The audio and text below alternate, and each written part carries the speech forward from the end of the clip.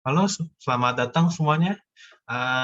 Selamat datang di video ini. Kami dari kelompok 3 yang berisi Bicara Madagaskara, Ken Arusena, dan Muhammad Kamaradiansyah.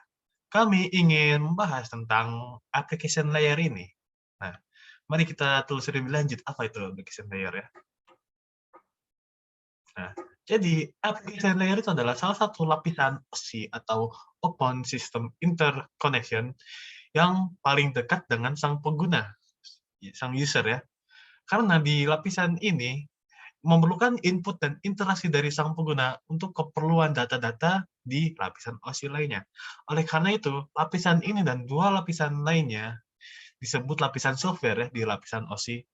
Nah, dalam jaringan internet, ada beberapa pilihan dalam protokol komunikasi di lapisan ini ya.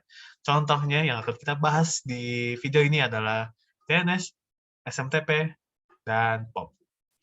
Nah, pertama kita mulai dengan DNS ya.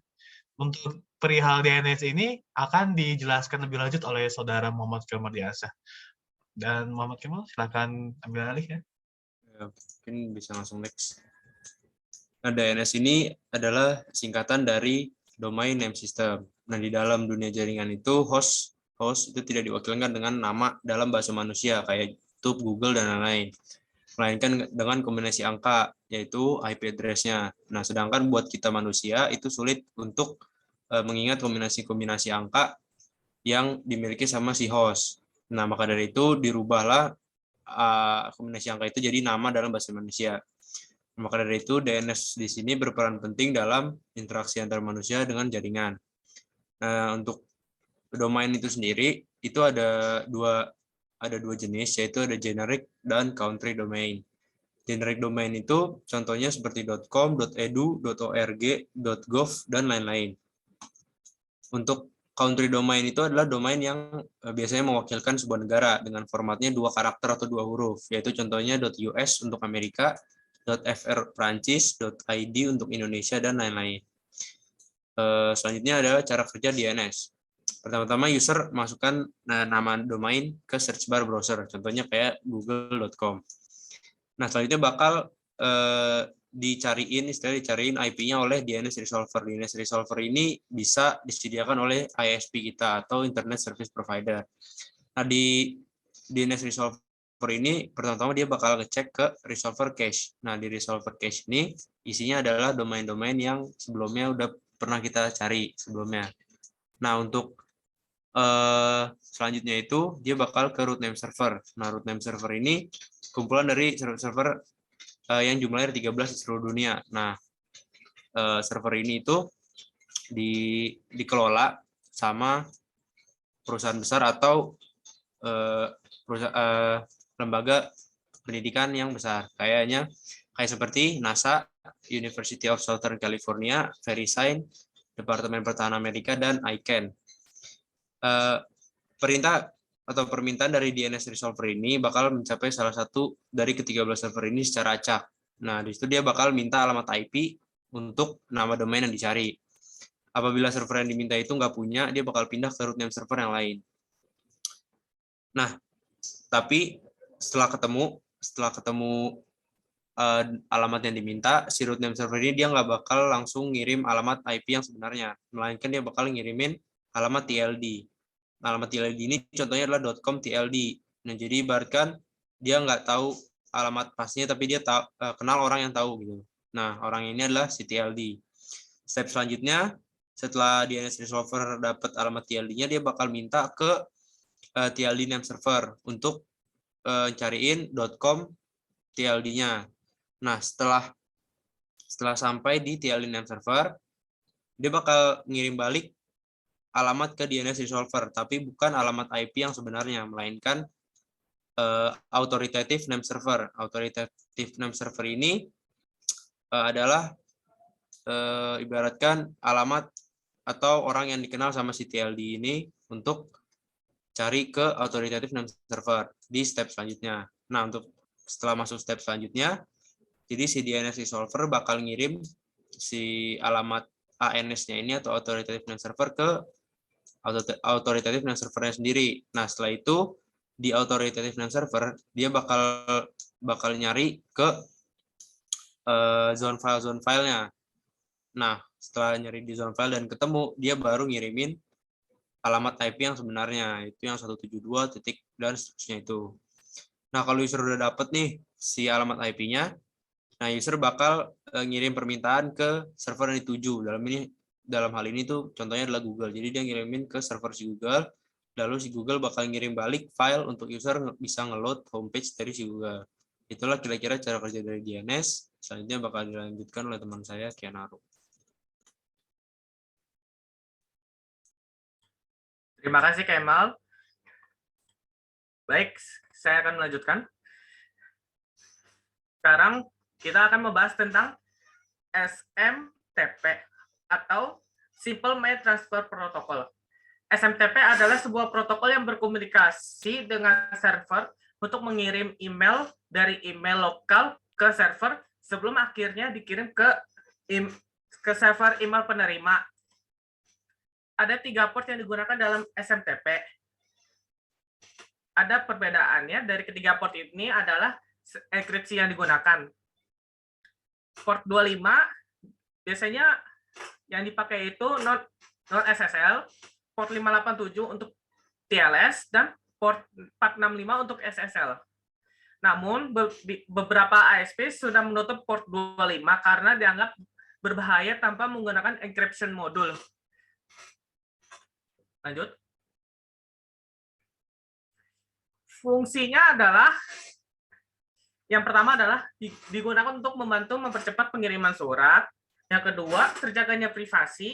Ketiga, tidak ada biayanya stempel.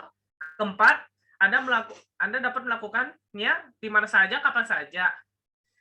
Yang kelima, memudahkan Anda untuk berkomunikasi, terutama saat berada jarak jauh seperti di negara yang berbeda. Yang terakhir adalah banyaknya provider yang menyediakan layanan email kepada pengguna. Lanjut. Nah, untuk cara kerjanya, yaitu SMTP pengirim melakukan 2 koneksi arah dengan SMTP penerima. SMTP dapat berupa tujuan akhir atau penerus mail gateway. SMTP pengirim akan membagikan perintah untuk melakukan reply pada SMTP penerima.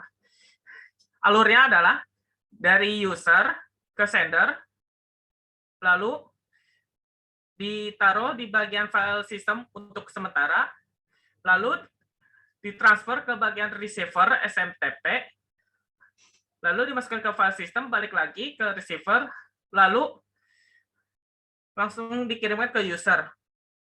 Sebenarnya untuk cara kerja SMTP sangat sederhana dan Anda pun tidak sampai kebingungan memikirkan atau menemukan jawaban.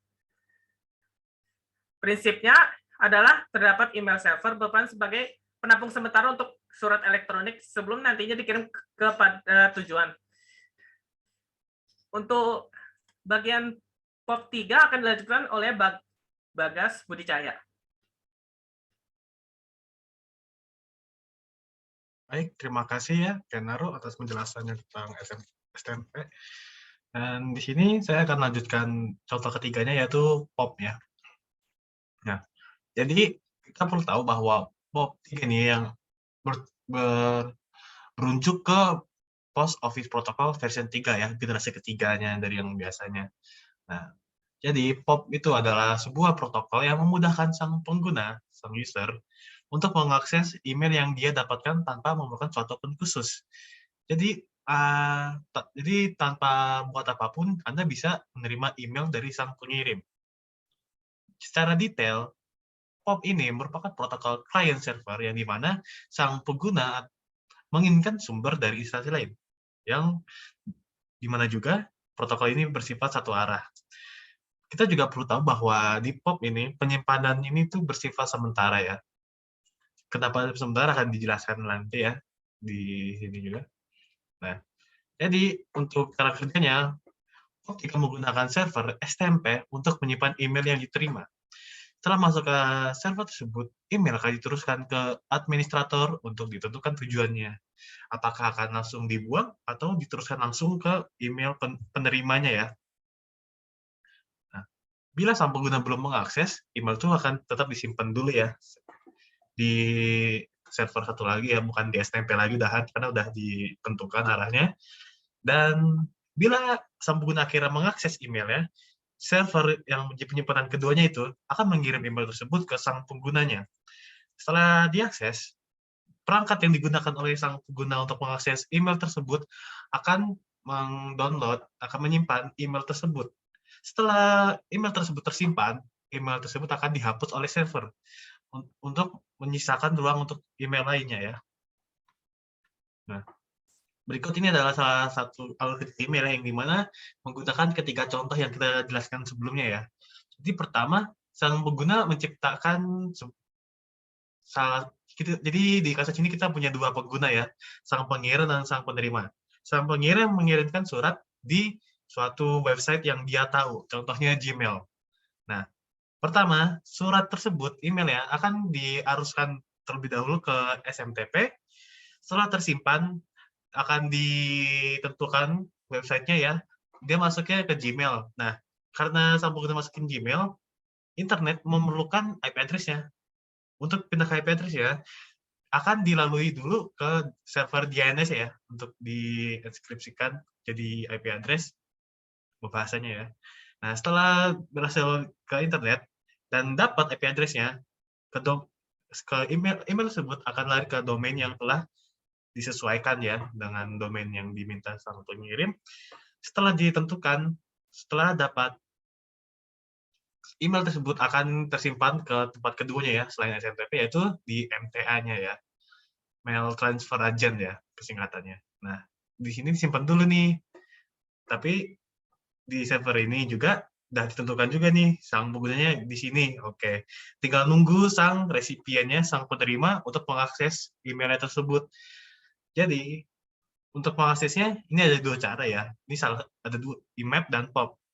Yang POP yang seperti saya jelaskan sebelumnya, dia akan menginstal di perangkat yang dia gunakan. Habis itu hapus. Makanya dia hanya bisa satu arah. Sedangkan kalau IMAP, dia bisa berkali-kali mengakses itu di perangkat manapun, sehingga bisa kehitungnya dua arah ya. Nah, itu berikut adalah cara kerja email yang menggunakan ketiga contoh ini ya, SMTP, POP, dan DNS. Nah, terima kasih semuanya atas mendengarkan video ini. Dan bila ada pertanyaan, silakan masukkan ke kolom komentar. Sekian dari kami, dari kelompok 3. Sekian, terima kasih ya.